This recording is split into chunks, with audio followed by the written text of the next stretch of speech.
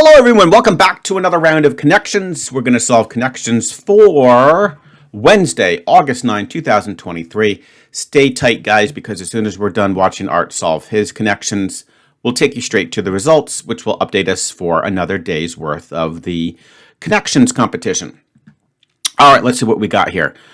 Moon, few, plum, journal, globe, pear, handful, melon. Interesting spelling on that. Right? I think the regular, melon, watermelon, I think that's just with one L. So duly noted. Some, post, sun, asteroid. We had asteroid, so I don't think we're in video game mode anymore. Lime, comet, planet, and several. Oh, this is going to be, I can feel it already. This is going to be super challenging because I don't even see, well, let's see. I mean, the asteroid is interesting.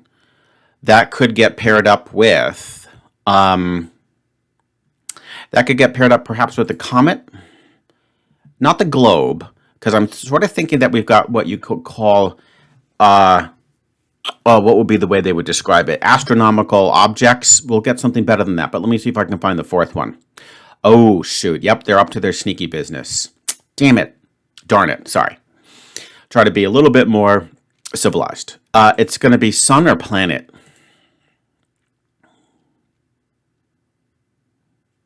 It's going to be, shoot. And trust me, guys, we've got some extremely strong competitors, so I cannot afford to get another 0 today. I'm actually fine with a 3 or a 4, or of course a 5. I think anything lower than that, and then it's going to be very hard to try to win this thing. All right, the sun's annoying. Because basically what I would call these is like objects in our solar system wouldn't be bad, or you could call them celestial objects. Either one of those would be fine. But they all count, right? They're all in our solar system. They're all celestial bodies. So the sun is going to probably end up somewhere else, or probably the planet. I think moon, comet, and asteroid will be the 3. I'm just indecisive about perhaps the sun and the planet. All right, so let's see if we could do something else here. All right. Man, these are really crazy. This lime is going to be, that's a weird one.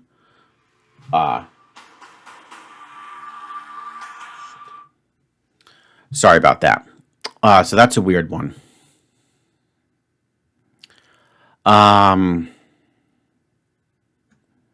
Some. Okay. Some, few,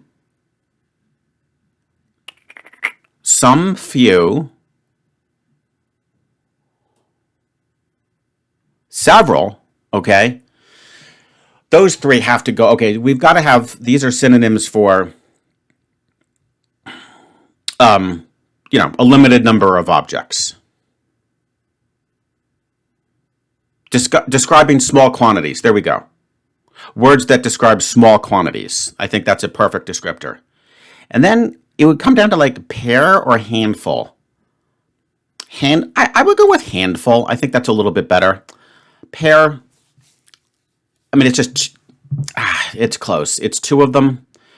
But I sort of feel like handful. So my point is, I feel like pair is an unusual, it's not an unusual word, but I think that could get paired up with something else. Whereas handful, really, I don't see it going to another category, right? I think that looks good. So let's say words that describes words that describe small quantities. Please. Yes. Okay. You'll let me slide on that, right, guys? I mean, if we can even dream of getting the 5. But unspecified quantities, yeah, I guess that's okay. But they're also small. They're limited, right? You only have a few. You only have some, several, or handful. But we got the quantities. All right, so that's good. That's not bad. We got that out of the way. So now let's think about this sun, okay? Could the sun basically go with another? Could it go with another group? I think is what we have to ask. Because I'm very confident about the asteroid, the comet, and the moon. I really like those. So we've got globe. We've got the globe. The globe. That sounds like, because I'm looking at this journal here, and things that come to mind might be it almost sounds something to do with newspapers. Like we have the Wall Street Journal, which is sort of like a New York-based newspaper publication. I'm sure there's all sorts of different globes. I wouldn't even be surprised if there's like a international Globe magazine, maybe even in the UK. Now we definitely not here in the Boston area, but there's definitely the New York Post, and then that makes me believe that we could do Sun, because I mean I don't know exactly which newspaper, but like the Sun Times, I really like that, and then that. Because I was thinking, really, I liked planet, moon, asteroid, and comet a bit better for the celestial objects. So let's try this first. I think sun really does pair up nicely there. So we'll just call these, I will just say like newspapers. I think that should be good enough. Please. Pow! Nice! I think we're going to, okay, guys, I think we have a chance for at least a 4, okay? Because we're going to go planet, moon, asteroid, and comet. There's no way in hell that any one of those 4 are celestial objects. What are they going to call this? I would say one of two things. We could say things in our solar system or celestial objects. Holy cow! I even called the exact category. Pow! All right. And now, we did not do this in the correct order, but that's okay. But we do have purple last. Oof. Okay, guys, here we go. Now let's put on our thinking cap. We want to try to get a 5. Okay, remember, this is a guarantee, right? That's a guarantee. So to make it more fun and a little bit more challenging, rather than just hitting submit, let's see if we can name the category. That's how you get your extra point, right? Okay. All right, now, remember my strategy here when you get to this situation is first, you say to yourself, okay, could they be people's names so that we can try to rule out some pop culture thing? Actually, to be fair, yes. I think it's Carnegie Mellon, the awesome engineering school in Pittsburgh, Pennsylvania. Carnegie Mellon. I think that's with the 2 L's.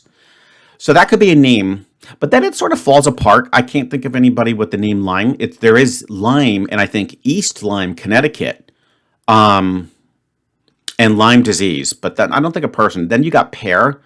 I don't like that as a person's name, and Plum, maybe, but maybe not.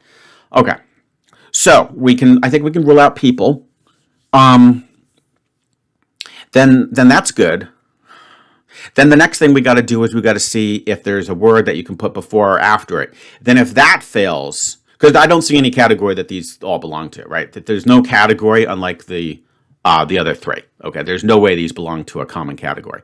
So we're going to try a word before or after. That's another popular trick they can do. If that fails, then we have to go for what Doug likes to call the troll category, where we have to do some wordplay, okay? Where it just comes down to playing with the letters, something like that, okay? So Lyme disease, but there's no way that there's a plum disease or anything like that.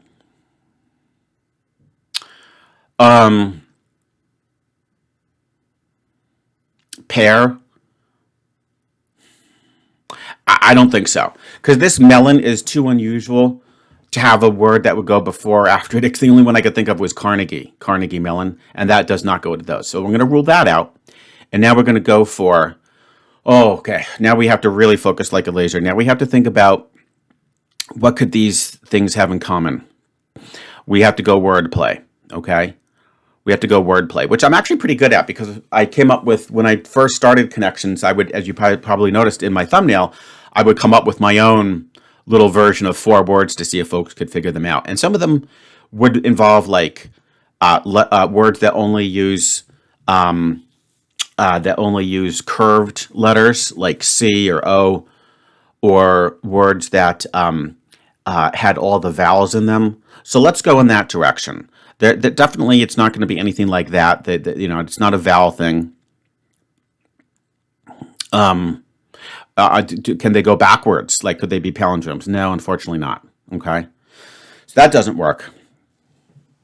Shoot, we're at 10 minutes. I do want to try to, To be fair, right? I don't want to take forever on this, and I mean, not that we have a self-imposed time limit, but I think 10 minutes is about what it should take to try to, finish this off. So I won't take too much longer, I promise, guys. But let's just see what else we could do here. So, what other things have they done? They did Roman numerals, where everything was composed of a Roman numeral. Now, I don't think they're going to repeat some of these categories, but that certainly wouldn't work. Okay. So the letters themselves, I don't think is the thing.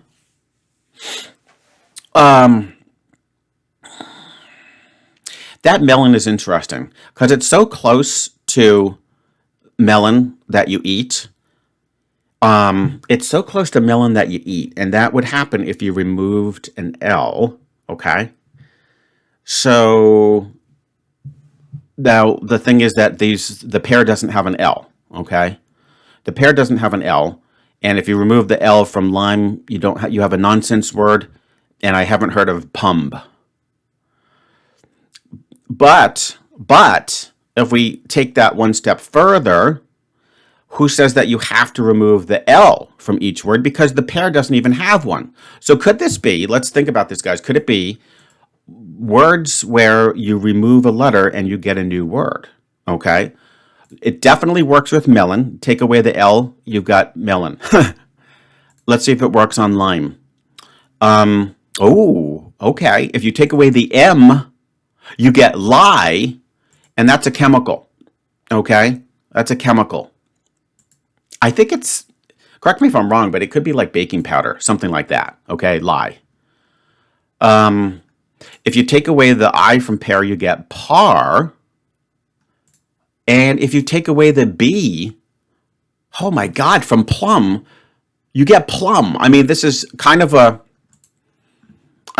the hell, right? I mean, I can't think of anything else. It could just be strictly coincidence and they have something completely different in mind.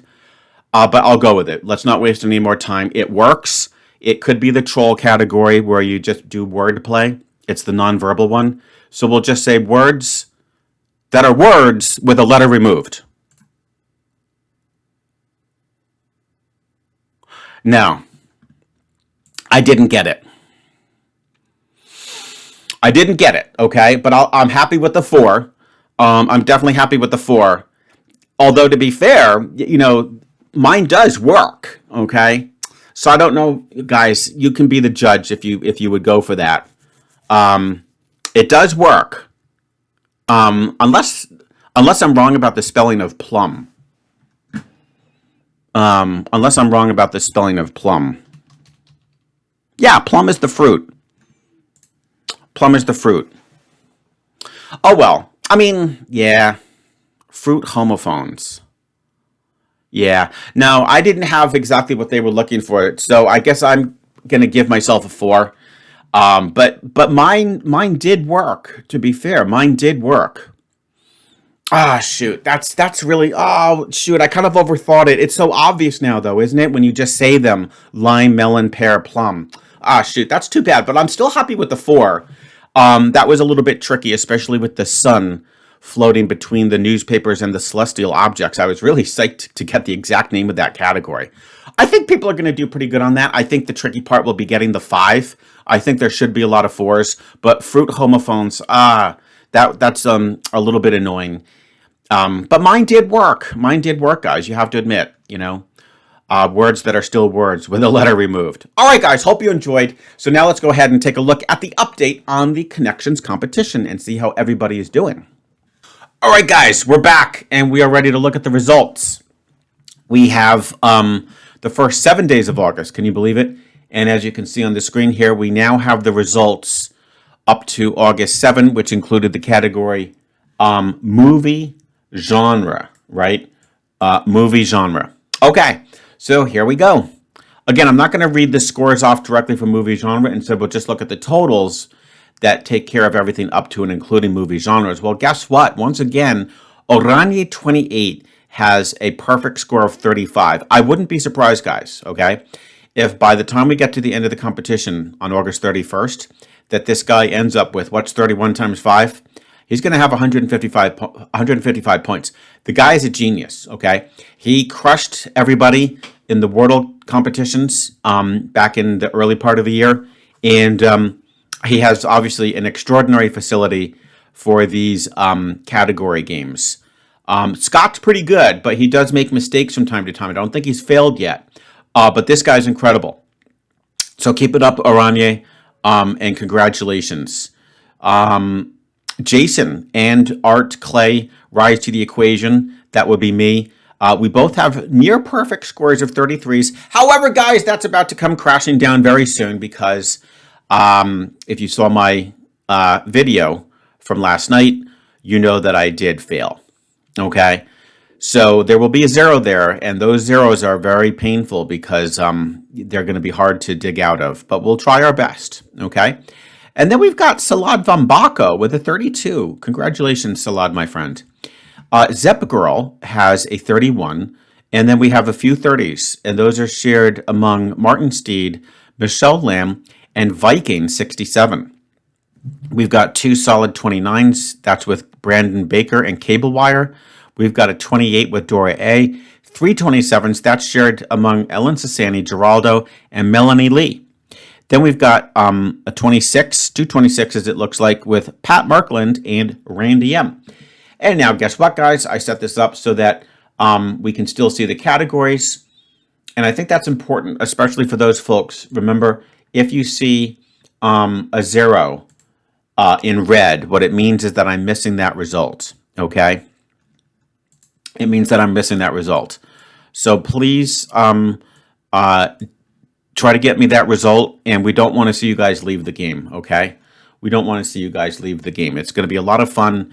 And you never know, you could have a whole week's worth of categories that just work perfectly for you. Okay, so now our second half here, we've got T. Clark, 8205. He's got, or she's got, again, I don't know who the, you know. I don't really like the new thing that YouTube has done. Do you guys? It makes it very ambiguous who the people are. It's just a weird, I guess it's sort of like the account that you set it up with. But in any case, T. Clark 8205 has a 25. D-Bone Capone with a 24. We've got 2 23s with Ascension and Cheryl Fessenden. Crispy P 23. Again, Crispy P, please double check to see if you've got your movie genre result for me, okay? With a 21. Edward Collins. Look at this. See what I'm talking about, guys? This is a perfect example. This guy started off with a 1 and 2 zeros. I'm not calling you out, Edward. I'm actually using you as an example for others to follow. So not a great start, right? And now look at this guy. He's like, you know, a runaway train. 2 5s, a 4, and a 5. That is awesome. And he's got a 20. So good job. G3 Holiday has a 19. We've got 2 18s with Connor Clark and Bonehead 1997. Joe has a 17. Great job. GeoHuman with a 16. BMS Houston. Mata Muertes, Stacy P 23 with 23s. Again, Stacy P, please don't leave us. Just get me the result from movie genres and we'll put you right back in. Ella Enchanted, please don't leave us. Especially with such a cool name like that. So we just need classic arcade games and movie genres. And you're at a 13. Memphis Muir has an 8. Robert House is hanging in there with an 8 as well. App Guy with a 6. Forshaken with a 5, and Ald. I do see in the comments you said something to the effect that you don't have all those zeros there. So if you could please dig them up for me, those results, I'd really appreciate it. And yeah, and those folks who do have those missing entries, please let me know in the comments. I'll be sure to put them in. And of course, guys, I'll look forward to seeing you tomorrow for yet another round of connections.